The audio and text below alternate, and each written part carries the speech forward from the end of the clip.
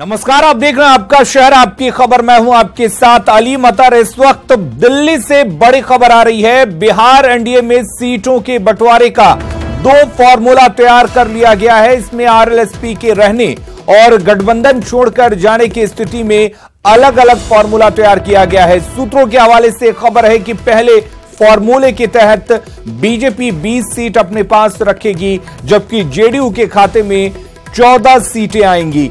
LJP को 4 seat पर मनाने की कोशिश होगी। इसके अलावा आरएलएसपी के हिस्से में सिर्फ 2 सीट आएंगी। तो बड़ी खबर आपको बता दें, सीट शेयरिंग को लेकर ऐसा लग रहा है कि एनडीए में सहमति बन चुकी है। जैसा कि पहले भी यह माना जा रहा था कि 20 सीटों पर बीजेपी चुनाव लड़ेगी, यानी कि 20 सीटें उसके पास रहेगी। हालांकि पहले यह बात आ रही थी कि जेडीयू को 12 सीटें दी जाएगी, लेकिन अब यह बात आ रही है कि जेडीयू को 14 सीटें मिलेंगी। वहीं 4 सीटें एलजेपी के खाते में गई हैं, जबकि 2 सीट आरएलएसपी को मिलेंगी।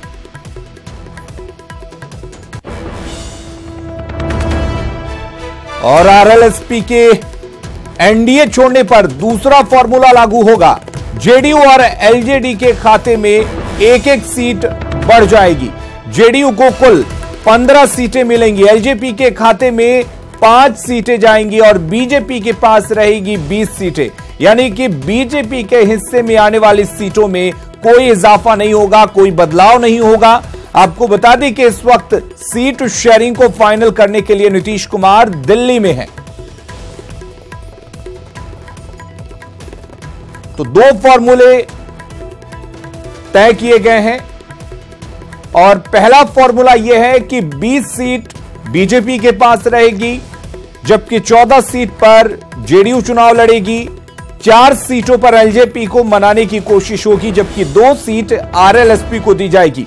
लेकिन दूसरा फॉर्मूला यह है, अगर आरएलएसपी एनडीए का साथ छोड़ता है तो एक सीटें दोनों के खाते में बढ़ जाएंगी। यानी कि जो 2 सीटें आरएलएसपी को दी जानी थी, वो 1 सीट जेडीयू के खाते में चली जाएगी, जबकि 1 सीट एलजेपी के खाते में चली जाएगी। यानी कि दूसरे फॉर्मूले के तहत 20 सीट बीजेपी के पास, 15 सीटें जेडीयू के पास, जबकि 5 सीटें एलजेपी के पास होंगी। हमारे साथ संजय मयूख जुड़े हुए हैं।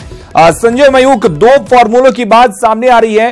क्या अब यह माना जाए कि नीतीश कुमार जिस तरह से दिल्ली गए हैं, 3 दिनों के दौरे पर हैं और पूरी तरह से एक फॉर्मूला तैयार हो चुका है और अब सामने आ जाएगा कि कौन सी पार्टी कितनी सीटों पर चुनाव लड़ेगी?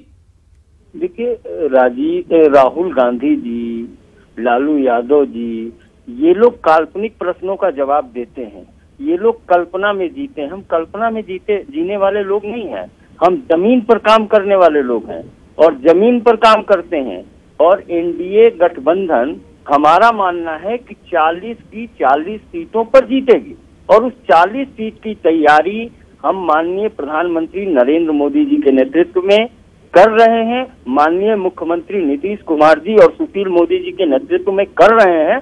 उसमें कहीं कोई संशय नहीं है। मेरा सीधा मानना है कि ईटीवी को तो हम मुबारकबाद देना चाहते हैं कि 1 महीना पहले भी, टीवी 18 को 1 महीना पहले भी हमको सीटों की संख्या बताई गई थी सूत्रों के द्वारा। आज भी सूत्रों के द्वारा बताई जा रही है। लेकिन संजय मयूख जी, एक सवाल यह है कि आप अपनी तरफ से सीटें दे रहे हैं, लेकिन एलजेपी जो है वो कैसे मानेंगी इतने कम सीटों में? 4 सीटों पर अगर पहला फॉर्मूला लागू होता है तो 4 सीटों पर कैसे मनाएंगे आप एलजेपी को? मुझे यदि काल्पनिक सवालों का जवाब देना हो तो वो जवाब मैं कैसे दे सकता हूं? मैं तो उतना ही बता रहा हूं आपको जितना एनडीए का अधिकृत है कि एनडीए 40 सीटों पे चुनाव जीतेगी। संजय मयूख जी, ये काल्पनिक सवाल नहीं, एक वैलिड क्वेश्चन है। आप ये बताइए, 40 सीट को 42 तो बना नहीं सकते आप, या अपने में से 18 कम करके एलजेपी को तो दे नहीं सकते आप। तो ये माना जाए कि 20 सीटें बीजेपी के पास रहेगी, 20 ही सीटें जो है वो सहयोगी में बटेगी, ये तो तय है ना?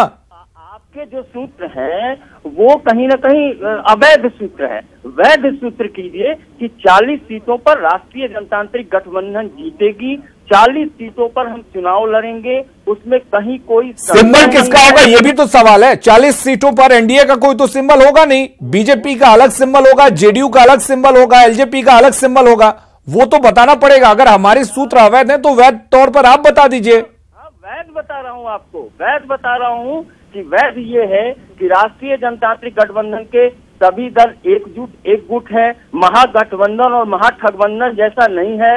हम एक साथ मिलकर चुनाव लड़ेंगे। और संजय मयूख जी, हमने तो ये कहा नहीं कि आप एक साथ मिलकर चुनाव नहीं लड़ रहे हैं। हम आपसे ये कह रहे हैं कि 20 सीटें बीजेपी के पास रहेगी, ये तो तय है। मतलब ये किसने तय किया है? टीवी 18 ने? नहीं, मैं आपसे पूछ रहा हूं। मैं तो सीधा बता रहा हूं कि 40 सीट राष्ट्रीय जनतांत्रिक गठबंधन जीतेगी। चलिए, आप घुमाते फिराते रहिए, लेकिन जनता इतना घूमने फिरने वाली नहीं। बहुत बहुत शुक्रिया आपका हमारे साथ जुड़ने के लिए।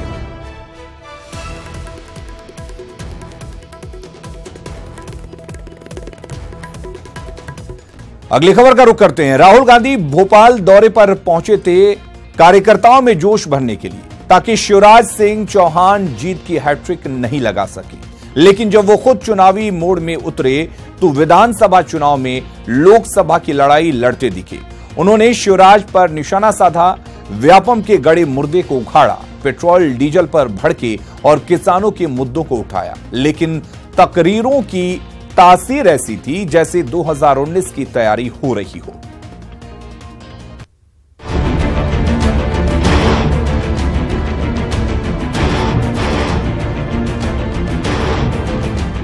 ये एक झलक भर है कांग्रेस के राष्ट्रीय अध्यक्ष राहुल गांधी के रोड शो की। 4 घंटे तक भोपाल की सड़कों पर कांग्रेसी झंडे थे, कार्यकर्ताओं का हुजूम था और राहुल गांधी के अलग अलग अंदाज थे।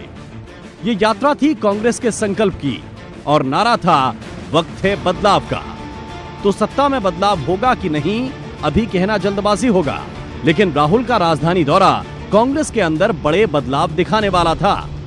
पंडितों ने मंत्रोच्चार किया, शंख बजाए, कन्याओं ने तिलक किया।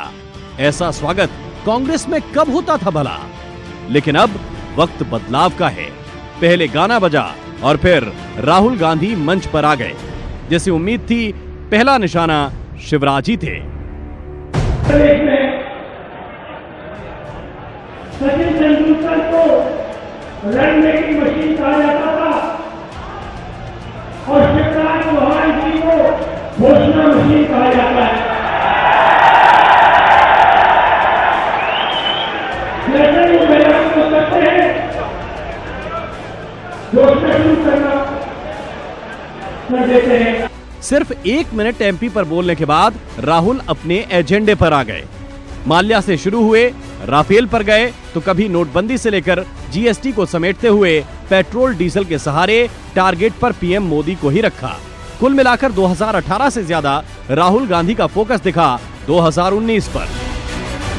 इस सवाल का जवाब मुझे दे दो, ये क्या हो रहा है कि दुनिया में पेट्रोल का दाम घटा और मध्य प्रदेश में पूरे हिंदुस्तान में बढ़ता जा रहा है, और नरेंद्र मोदी जी एक शब्द नहीं कह रहे हैं, क्योंकि नरेंद्र मोदी जी अपने मित्रों को पेट्रोल और डीजल के दाम का पूरा फायदा पहुंचाना चाहते हैं। भाषण के बाद राहुल कार्यकर्ताओं से रूबरू हुए और आम कार्यकर्ताओं को साधने की कोशिश की। बड़े नेताओं को यह हिदायत भी दी कि कार्यकर्ता के लिए दरवाजे बंद हुए तो पद गंवाना भी पड़ सकता है। चाहे जो भी मंत्री हो, चाहे जो भी चीफ मिनिस्टर हो, अगर कांग्रेस पार्टी के कार्यकर्ता के लिए उसका दरवाजा खुला नहीं होगा तो वो 15 मिनट ना चीफ मिनिस्टर रहेगा ना मंत्री रहेगा। तो मंच से कार्यकर्ताओं के मन की बात करने वाले राहुल कार्यकर्ताओं की हौसला अफजाई करने से लेकर टिकट बंटवारे में पारदर्शिता का दावा करके गए हैं। अब सवाल यह है कि राहुल के आने से क्या वाकई कुछ बदलेगा? वैसे किसानों की कर्ज माफी और मेक इन एमपी के दावे ने अगर दम दिखाया तो तस्वीर बदल भी सकती है। अनुराग श्रीवास्तव के साथ मकरंद काले, न्यूज़ 18 भोपाल। और मोदी के विजय रथ को रोकने के लिए विपक्षी महागठबंधन के फंसते पेश को एसपी अध्यक्ष अखिलेश ने ऑक्सीजन दिया है, जिस पर बीजेपी ने कहा कि विपक्षी महागठबंधन के लिए दिल्ली अभी दूर है। हमारी पार्टी किसी भी पार्टी के साथ किसी भी चुनाव में तभी कोई चुनावी समझौता व गठबंधन आदि करेगी जब हमारी पार्टी को सम्मानजनक सीटें मिलती हैं। सुना आपने, मायावती ने साफ कर दिया कि यूपी में सीटों की सम्मानजनक संख्या के साथ वो कोई समझौता नहीं करेंगी।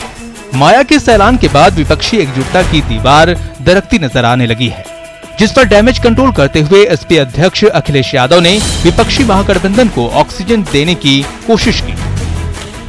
न केवल हम पॉलिटिकल पार्टी के लोग, समाजवादी पार्टी, बहुजन समाज पार्टी और तमाम प्रदेश और देश की जनता चाहती है कि भारतीय जनता पार्टी देश से हटे।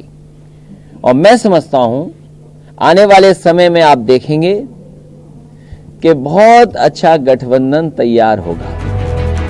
अखिलेश के संकेत से लगता है कि मायावती की मांग को मानने के लिए वो अपनी सीटों से समझौते के लिए भी तैयार है। हालांकि सियासत में जो दिखता है हमेशा वैसा ही नहीं होता, लेकिन फिलहाल बुआ और बबुआ के इस जुगलबंदी पर बीजेपी ने हमला बोल दिया है। किस प्रकार के किस चरित्र के लोग हैं हर व्यक्ति जानता है। ये गठबंधन किस बात को लेकर के हो रहा है हर व्यक्ति जानता है। एक अवसरवादी राजनीतिक अस्थिरता और भ्रष्टाचार को प्रश्रय देने वाले तत्वों का गठबंधन भारत को अस्थिरता की ओर, भारत के विकास को बाधित करने की ओर ले जाने की कुत्सित मंशा है। मुझे लगता है कभी सफल नहीं हो सकता। अखिलेश के बारे में जहां तक मायावती जी को भी पता है कि जो व्यक्ति अपने परिवार का, अपने बाप का नहीं हुआ वो मायावती जी का कहां से होगा। तो ये बहुत सारी ऐसी चीजें हैं जिस पर कि मायावती जी निस्संदेह विचार करती होंगी। यही नहीं, सूत्रों के हवाले से खबर है कि कांग्रेस और राष्ट्रीय लोकदल भी सीटों के साथ समझौता नहीं करना चाहते हैं। कांग्रेस यूपी में 10 सीटों से कम पर तैयार नहीं है। अगर बीएसपी को सबसे ज्यादा सीटें मिलती हैं, तो एसपी भी 2014 लोकसभा और 2017 विधानसभा के परफॉर्मेंस के आधार पर सीटों को लेकर अड़ सकती है। लेकिन फिलहाल अखिलेश ने बुआ की बात को मानकर महागठबंधन की उम्मीद को जिंदा रखा है। Bureau report, news 18 network. अगली खबर का रुख करेंगे। सरहद पर स्मार्ट फेंसिंग सिस्टम से देश के दुश्मनों को जहन्नुम पहुंचाया जाएगा। भारत पाकिस्तान सीमा पर अब एक ऐसी पहरेदार अदृश्य शक्ति है जो हर घुसपैठिए को पलक झपकते ही ढेर कर देगी।